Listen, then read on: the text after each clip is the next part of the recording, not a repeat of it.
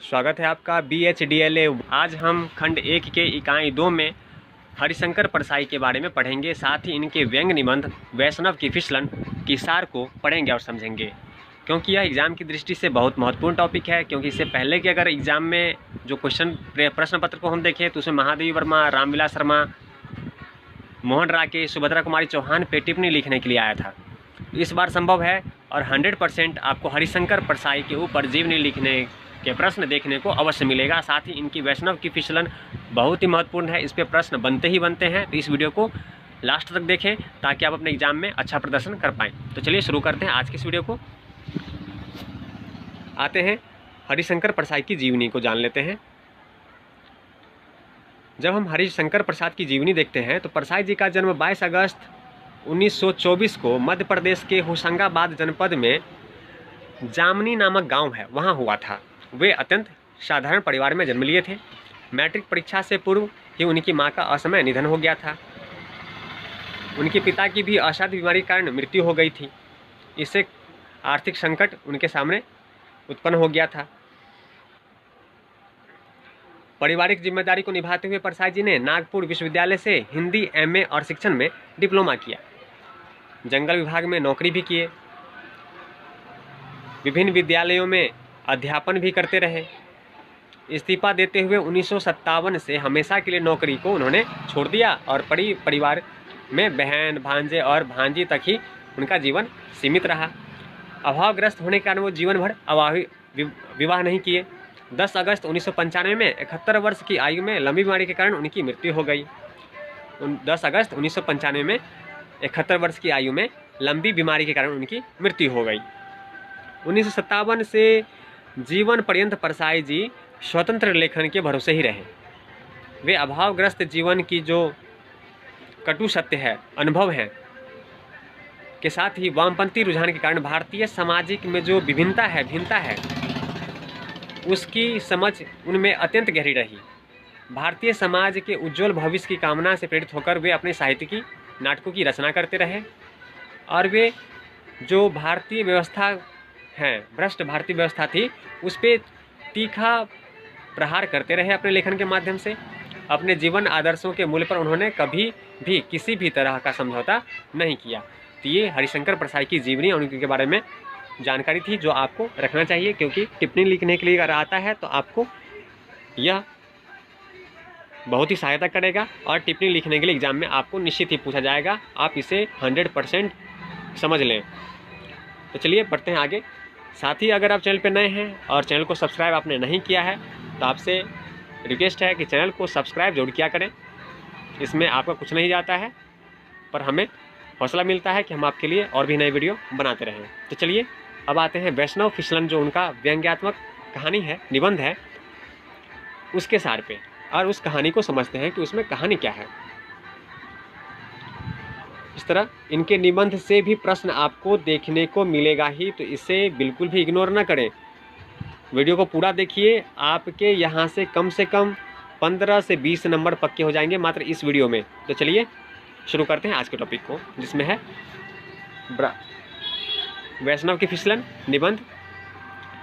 जब हम इस निबंध को पढ़ते हैं तो जो कहानी की शुरुआत होती है उसमें ढोंगी करोड़पति वैष्णव है जो भगवान विष्णु के नाम से मंदिर बनवा करके वहाँ बैठता है, पूजा करता है और वहीं पे सूदखोरी और कालाबाजारी का काम करता है और अपने सारे काम भगवान को अर्पित करके नाम से करता है। वह किसी को ब्याज भी देता है तो वह ईश्वर के नाम से ही कर्ज देता है और इसी प्रकार के वे दस्तावेज भी तैयार करवाता है। इसी प्रकार हम देखें तो जब उसके कालाबाजारी और सूदखोरी से जब वो अत्यंत अधिक धन इकट्ठे कर लेता है तो वो फिर सोचता है कि इससे आगे बढ़ा जाए। इसी क्रम में वो कई एजेंसियां ले लेता है और इससे वो बहुत बड़ा स्टॉकिस्ट बन जाता है। अब वो मनमानी चोरबाजी से ही बहुत सारा धन कमा लेता है। इसके बाद वह सोचता है कि ये 2 नंबर के काम हैं, अब इन 2 नंबर के काम को 1 नंबर में बदलना है। इसके लिए मैं क्या करूं और इससे और अधिक पैसे कैसे कमाऊं।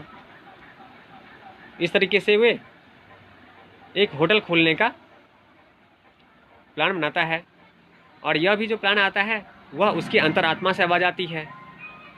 उसे जो भी समस्या होती है वो भगवान के सामने बैठ जाता है और उनसे उस समस्या का हल पूछता है, और जब उसकी अंतरात्मा से आवाज़ आती है कि ऐसा करना चाहिए, तब जाके वो वही काम करता है। इसी प्रकार जब वो बहुत सारे काले धन हो गए तो उसने सोचा अब इन पैसों का क्या करूँ, तो उसकी अंतरात्मा से आवाज़ आती है कि एक बड़ा सा होटल खोल लो, इससे अधिक धन भी कमाएंगे और जो 2 नंबर का धन है वो 1 नंबर में बदल जाएगा, और वो बहुत बड़ा होटल भी खोलता है। आइए देखते हैं और आगे। सुंदर कमरे, बाथरूम और नीचे लॉन्ड्री, नाई की दुकान, टैक्सियों की व्यवस्था के साथ साथ ही बाहर खूबसूरत लंबे चौड़े लॉन, बाग बगीचों के साथ जो होटल है, किसान में कई गुना वृद्धि हो जाती है। चूँकि वो वैष्णव था तो इस प्रवृत्ति के कारण वह होटल में शुद्ध खाने की व्यवस्था करता है। होटल खूब चलते हैं। खाने में शुद्ध घी की सब्जी, दाल, फल, रायता, पापड़ आदि सम्मिलित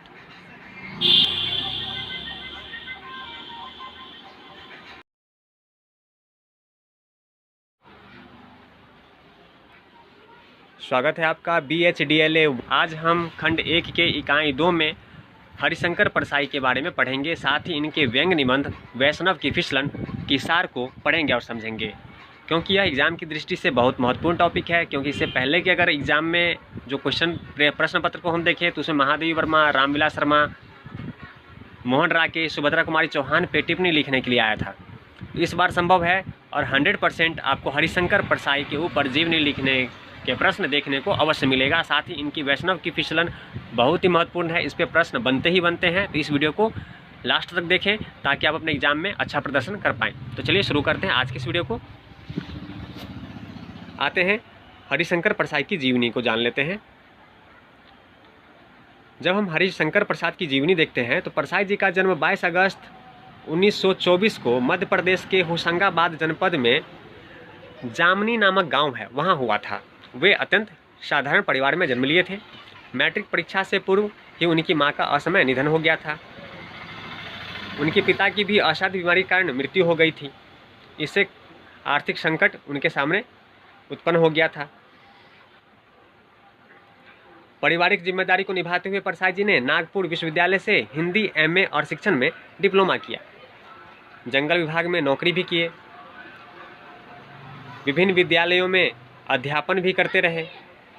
इस्तीफा देते हुए 1957 से हमेशा के लिए नौकरी को उन्होंने छोड़ दिया और परिवार में बहन, भांजे और भांजी तक ही उनका जीवन सीमित रहा। अभावग्रस्त होने के कारण वो जीवन भर विवाह नहीं किए। 10 अगस्त 1995 में 71 वर्ष की आयु में लंबी बीमारी के कारण उनकी मृत्यु हो गई। 10 अगस्त 1995 में 71 वर्ष की आयु में लंबी बीमारी के कारण उनकी मृत्यु हो गई। 1957 से जीवन पर्यंत परसाई जी स्वतंत्र लेखन के भरोसे ही रहे।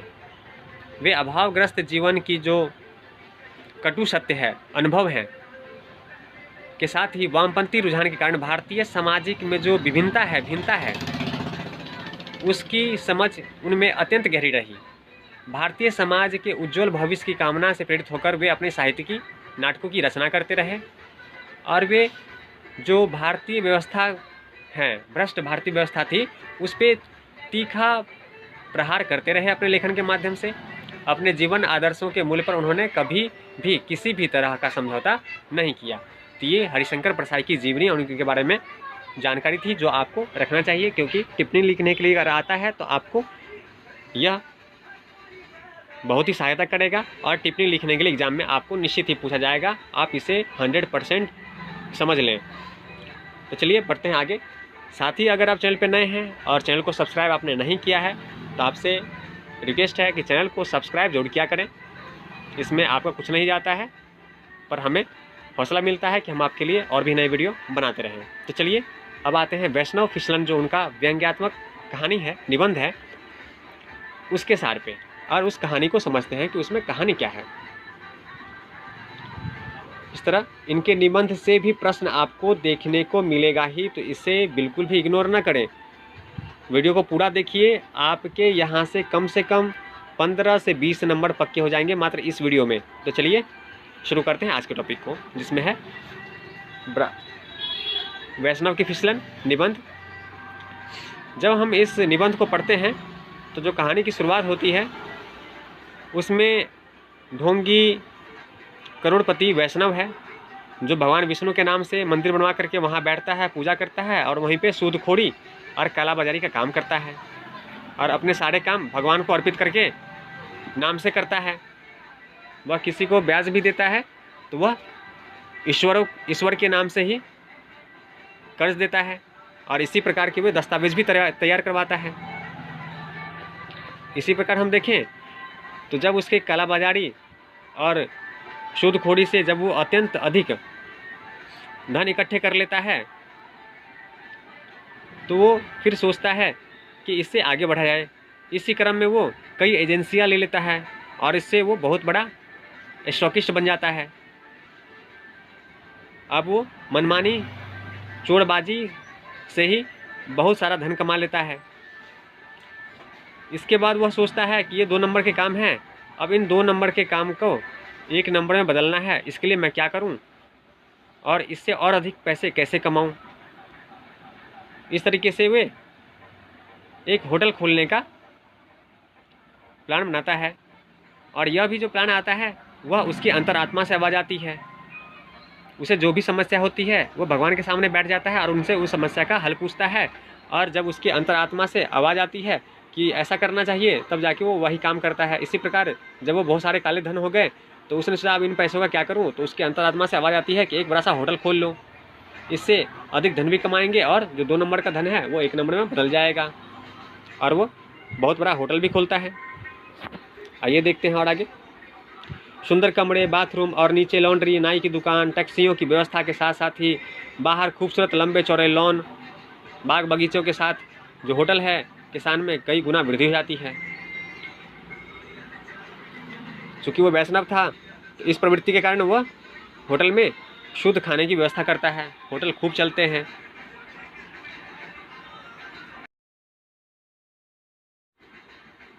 खाने में शुद्ध घी की सब्जी, दाल, फल, रायता, पापड़ आदि सम्मिलित होती है। होटल का नाम चल पड़ता है। बड़ी बड़ी कंपनियां, कार्यकारी अधिकारी, ऊंचे दर्जे के सरकारी अधिकारी, बड़े बड़े सेठ आने लगते हैं। 30 रुपये प्रति कमरे किराए और खान पान की व्यवस्था से आमदनी से वैष्णव संतुष्ट होता है। होटल चलता रहता है। एक दिन उसी में एक बड़ा कार्यकारी अधिकारी आता है और वैष्णव को फटकारता है कि इतने महंगे होटल हैं और इसमें हम क्या घास पात खाने के लिए आते हैं, नॉन वेज की व्यवस्था करो। अब वैष्णव के सामने धर्म संकट है। फिर वह पुनः भगवान के सामने जाता है और कहता है कि अब यहाँ लोग नॉन वेज की मांग कर रहे हैं, मैं वैष्णव हूँ, क्या करूँ। तो उसके अंतरात्मा से आवाज़ आती है कि गांधी जी से बड़ा इस युग में वैष्णव कौन हुआ है। वे भी कहते हैं कि वैष्णव जन ते तने कहिए जे पीर पराई जाने दे, तो होटल में रहने वालों की पीड़ा को समझ और उन्हें दूर कर। इस प्रकार की उसकी अंतरात्मा से आवाज़ आने पे वह होटल में मांस, मुर्गा, गोश्त, मछली आदि की व्यवस्था करवा देता है। ग्राहक बढ़ने लगते हैं। लेकिन फिर वही अधिकारी एक दिन शिकायत करता है कि मांसाहार की व्यवस्था तो ठीक है लेकिन उसे पचाने का इंतजाम होना चाहिए। अब वह शराब की मांग कर देता है और कहता है कि यहाँ आप बार खोलो। फिर वह जाता है और भगवान से प्रार्थना करता है कि अब क्या करूँ, लोग शराब की मांग कर रहे हैं। तो उसकी अंतरात्मा से आवाज़ आती है कि देवता भी तो सोमरस पीते थे, तो इसमें बुराई क्या है, खोल दो। फिर उसने बार की व्यवस्था कर दी। उसका धंधा और चलने लगा। होटल ठाट से चलने लगे। वैष्णव भी देख के खुश हो गया, आमदनी बढ़ गई। आगे जाकर के बात यहीं तक सीमित नहीं रही। मरे हुए गोश्त से कब तक काम चलता। अब होटल में आने वाले लोगों को जिंदा गोश्त अर्थात कैबरे की मांग की बात उठी, जिसमें औरतों का नग्न नृत्य होता है। बहुत सोच समझ के बाद वैष्णव ने प्रभु के चरणों में नतमस्तक होकर बोला कि बहुत बड़ी समस्या आ गई है। लोग तो जिंदा गोश्त की ही मांग करने लग गए। इसके बाद उसके अंतरात्मा से आवाज़ आती है कि मैं भी तो अपने युग में चिरहरण किया करता था, तो इसमें तुम्हें संकोच क्या है, कर दो व्यवस्था। इस पे वो जो वैष्णव है कैवड़े की व्यवस्था कर देती है। शराब, गोश्त, कैवड़े की व्यवस्था होते ही होटल चमक उठता है। सभी कमरे भरे रहने लगते हैं, आमदनी बढ़ जाती है। देख वैष्णव भी खुश। धीरे धीरे कैवड़े के बाद नाड़ी देह की मांग आई। कैमरे की व्यवस्था होने के बाद लोगों ने, वहाँ आने वाले लोगों ने नाड़ी देह की मांग कर दी। इस धर्म संकट आत्मा से आवाज़ आई, मूर्ख, यह तो प्रकृति और पुरुष का संयोग है, इसमें बुराई क्या है, इसमें पाप और पुण्य क्या देखना, चलने दे। प्रभु के इस आदेश पर वैष्णव ने अपने कर्मचारियों से कह दिया, पुलिस से बचकर चुपचाप इंतजाम कर दिया करो, भगवान की भेंट का 25% ले लिया करो। वैष्णव पुनः सफ़ेद से काले धंधे पर आ गया। शराब, गोश्त, कैबरे और औरत के योग से होटल खूब चलने लगा। इस प्रकार से हरिशंकर परसाई ने अपने व्यंग्यात्मक ढंग से एक व्यापारी को वैष्णव रूप में दिखाया है और उसको चित्रित किया है। तो यहाँ आप हरिशंकर परसाई की मानसिकता और विचार भावना को समझ सकते हैं। और इस तरीके से हमने आज की इस वीडियो में हरिशंकर परसाई की जीवनी और उनके द्वारा लिखे गए व्यंग्यात्मक निबंध को पढ़ा और समझा।